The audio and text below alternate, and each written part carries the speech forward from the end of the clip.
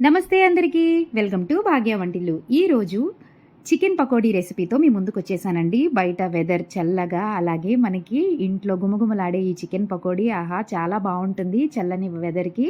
So, దీని ప్రాసెస్‌లోకి వెళ్తే ముందుగా చికెన్‌ని బాగా క్లీన్ చేసుకొని ఒక అరగంట సేపు ఉప్పు వాటర్‌లో మనం సోక్ చేసుకోవాలండి. ఇలా సోక్ చేసిన చికెన్‌ని బాగా పిండుకొని మనం ఒక బౌల్‌లోకి తీసుకొని దీంట్లో 1 ½ టీ స్పూన్ అల్లం వెల్లుల్లి పేస్ట్, అలాగే కొంచెం నిమ్మరసం, కావలసినంత కారం కొంచెం యాడ్ చేసుకోవాలి. అలాగే రుచికి తగినంత సాల్ట్, దీంట్లోనే ధనియాలు, జీలకర్ర పొడి, వేయించిన పొడండి, కొంచెం పసుపు, అలాగే కొంచెం మిరియాల పొడి, కొద్దిగా చివరిలో గరం మసాలా వేసుకొని ఈ పొడులన్నింటినీ చికెన్‌కి బాగా పట్టేలాగా ఎక్కువసేపు అంటే ఒక 3-4 మినిట్స్ బాగా కలుపుకోవాలండి. ముక్కలన్నిటికీ ఈ పొడులన్నీ బాగా పట్టాలి. బాగా పట్టినంత వరకు బాగా కలుపుకొని మనం చివర్లో కొద్దిగా అంటే 2 టీ స్పూన్స్ అండి నేను తీసుకునే చికెన్ క్వాంటిటీని బట్టి 2 టీ స్పూన్స్, దానికన్నా 1 టీ స్పూన్ అడిషనల్‌గా శనగపిండి, బియ్యం పిండి, శనగపిండి నేను మిక్స్ చేసుకొని, అలాగే కాస్త జీడిపప్పు కూడా వేసుకున్నాను. అక్కడక్కడ జీడిపప్పు క్రంచీగా తగులుతుంటే బావుంటుంది కదా!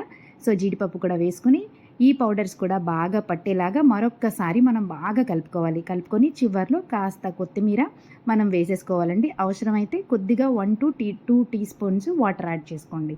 యాడ్ చేసుకొని కొత్తిమీర కూడా వేసి బాగా కలుపుకొని ఒక అరగంట, మినిమమ్ అరగంట, ఇంకా ఎక్కువసేపు ఉంచుకుంటే ఇంకా బాగా వస్తుందండి. ఈ మసాలాలన్నీ చికెన్‌కి పట్టి ఫ్రై చేసినప్పుడు జ్యూసీగా చాలా టేస్టీగా ఉంటుంది. సో, నేనైతే ఒక అరగంట ఉంచాను. వీలైనప్పుడు 1 అవర్, 1 ½ అవర్ మినిమమ్ మీరు 2 అవర్స్ ఉంచుకొని చేసుకుంటే చాలా బావుంటుంది. సో, ఒక అరగంట మీరు ఫ్రిడ్జ్‌లో పెట్టుకున్నా పర్వాలేదు, అలా పక్కన పెట్టి వదిలేసినా పర్వాలేదు. మూత పెట్టి పక్కన పెట్టుకొని మనం అరగంట తరువాత తీసి చూస్తే మన చికెన్ ఇలా మ్యారినేట్ అయిపోయి రెడీగా ఉందండి. సో, ఇప్పుడు వేడి వేడి ఆయిల్‌లో మనం పకోడీ ముక్కల్ని నెమ్మదిగా ఆయిల్‌లో విడిచిపెట్టి ఒక 1 మినిట్ పాటు అలా వదిలేయండి కదపకుండా. సో, అలా వదిలేసిన తర్వాత ఒక 1 మినిట్ తర్వాత అడుగు నుండి గరిటె పెట్టి కలుపుతూ చక్కగా ఫ్రై చేసుకొని గోల్డెన్ కలర్‌లోకి వచ్చిన తర్వాత మనం టిష్యూ మీద వేసుకోవాలండి. సో, ఏదైనా ఆయిల్ ఉంటే టిష్యూ పీల్చేస్తుంది. దాని తర్వాత మనం తీసి చక్కగా మంచి ఆనియన్, నిమ్మకాయ చక్కగా కట్ చేసుకొని సర్వ్ చేస్తే హోటళ్ళు ఎందుకు పనికొస్తాయండి మనం చేసే చికెన్ పకోడీ ముందు. ఖచ్చితంగా మీరు ఇలాగే ట్రై చేయండి. మీ చికెన్ పకోడీ ఖచ్చితంగా టేస్టీగా వస్తుంది. నాది గ్యారంటీ. కాకపోతే ఇవే ఐటెమ్స్‌తో మీరు ట్రై చేయండి.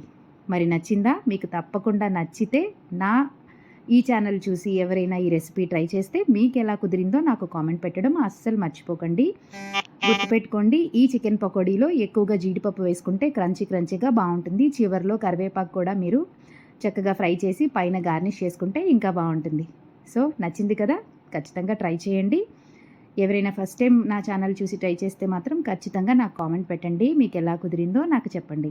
నా ఛానల్ ఎవరైనా ఫస్ట్ టైం చూస్తే ప్లీజ్ లైక్ చేయండి, షేర్ చేయండి, సబ్స్క్రైబ్ చేసుకోండి. మరిన్ని వంటల కోసం నాకు కామెంట్ పెట్టండి.